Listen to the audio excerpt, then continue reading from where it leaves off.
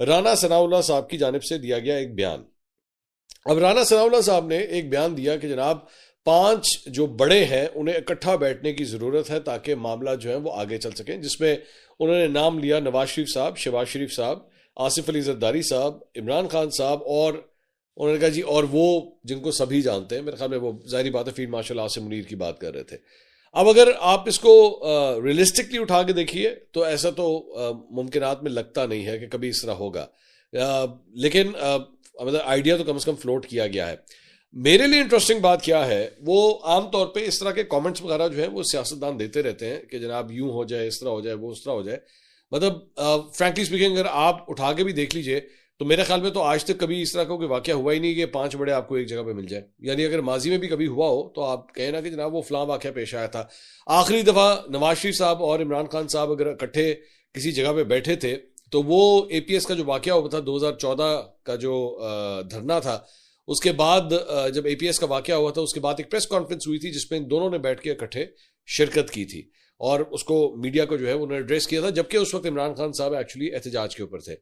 और उसके बाद हमने वो सिलसिला देखा, या तो वो फिर असेंबली के अंदर थे या फिर उसके बाद जब शहबाज शरीफ साहब लीडर ऑफ द ऑपोजिशन थे तब इमरान खान साहब प्राइम मिनिस्टर हुआ करते थे, वरना हमने इन सबको इकट्ठे कभी भी नहीं देखा। तो अभी भी ये मुमकिनात नहीं है। लेकिन इंटरेस्टिंग बात यह है कि राना सनाउल्लाह साहब की ये जो कही हुई बात थी, कल सारा दिन मुख्तलिफ चैनल्स के ऊपर, मुख्तलिफ टेलीविजन चैनल्स के ऊपर एक्चुअली इसको हेडलाइंस में शामिल किया गया, इसको लिया गया। अब मैं खुद, मेरा मीडिया से ताल्लुक है, आमतौर पे ये कोई इतना कोई बड़ी बात नहीं है अनलेस और अनटिल इसको पुश ना किया जा रहा हो।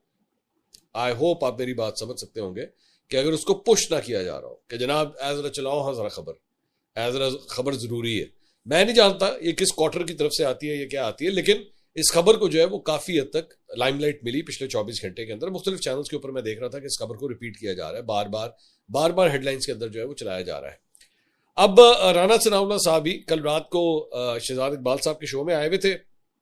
उन्होंने कहा जी मियां नवाज शरीफ की मंजूरी ना होती तो वजीर आजम शहबाज शरीफ मुज़ाकरात की बात ना करते। उनसे सवाल हुआ था कि जनाब ये जो मुज़ाकरात की ऑफर की गई है इसमें नवाज शरीफ साहब की जो है वो मंजूरी शामिल है या नहीं। उन्होंने कहा ऐसा नहीं हो सकता कि वजीर आजम ने मुज़ाकरात पर नवाज शरीफ और इस्टेब्लिशमेंट को एतमाद में ना लिया हो। महमूद खान अचकज़ई हो या पीटीआई की दूसरी क़यादत, वो हमारे साथ बात करते हुए डायलॉग की ख्वाहिश का इजहार करते हैं, लेकिन जब तक इमरान खान की पॉलिसी डायलॉग की ना हो बात नहीं हो सकती। इमरान खान ने मुज़ाकरात का इख्तियार किसी को नहीं दिया है। अलीमा खान दुरुस्त कहती है कि मुज़ाकरात की बात करने वाला हम में से नहीं, मुज़ाकरात की राह में इमरान खान ही हमेशा रुकावट रहे, इसकी जिम्मेदारी उन्हीं पर है। पूरे वसूख से कहता हूं कि इमरान खान मुज़ाकरात नहीं चाहते। इमरान खान से मुलाकात के सवाल पर उन्होंने कहा कि उस्मा खान की उनसे जेल में मुलाकात हुई और उसके बाद उन्होंने जो गुफ्तगू की और ट्वीट किया उससे कोई फायदा हुआ या मामला मजीद खराब हो गए। हमने पीटीआई को वजीर आजम के साथ बैठने का कहा, लेकिन उनका कहना है कि हम इमरान खान से इजाजत दिए बगैर वजीर आजम के साथ नहीं बैठ सकते। उन्हें अपने गालम गलोच ब्रिगेड का डर है। 2018 से 2024 तक दुनिया में पहली बार हुआ कि लीडर ऑफ द हाउस ने लीडर ऑफ द ऑपोजिशन से एक बार भी मुलाकात की और ना ही हाथ मिलाया। हमने किसी को सियासी तौर पर माइनस नहीं किया है। वजीर आजम ने ऑफर की है ऑपोजिशन को आकर उनके साथ बैठना चाहिए।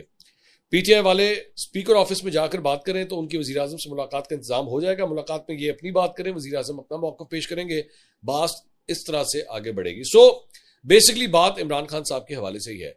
अब मेरी नज़र में, मैं जिस तरह भी चीज़ों को मैं देखता हूं उसके बाद मेरी नज़र में एक्चुअली प्रॉब्लम क्या है, प्रॉब्लमैटिक सिचुएशन यही है कि इमरान खान साहब की जो डिमांड है कि जनाब 8 फरवरी का मैंडेट जो है वो वापस किया जाए, हुकूमत के लिए ये कड़वा घूंट पीना मुमकिन ही नहीं है कि वो बैठे बैठाए अपनी पोजीशन जो है वो उसे छोड़ दें, या फिर ये मामला हो जाए कि जनाब इमरान खान साहब की रिहाई के बाद जो है अर्ली इलेक्शंस कॉल कर दिया जाए।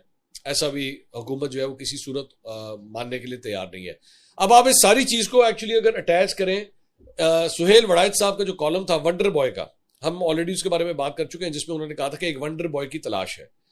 तो वो वंडर बॉय किस सूरत में बन सकता है, ये मेरी भी, वैसे बाय द वे मेरी आज सुहेल वड़ायत साहब से मुलाकात है, हो सकता है मैं तफसील से जरा एक जगह पे उनसे मुलाकात होनी है, तो हो सकता है तफसील से जरा उनसे पूछ लूं कि इस पे वो क्या इंसाइट रखते हैं। बल्कि मैं कोशिश करूंगा उनको जरा बुलाऊं किसी दिन पॉडकास्ट के लिए, काफी देर हो गई उनसे बातचीत हुए हुए, तो मैं उनको इनवाइट भी करूंगा। लेट्स सी हमारा इनविटेशन वो एक्सेप्ट करते हैं या नहीं।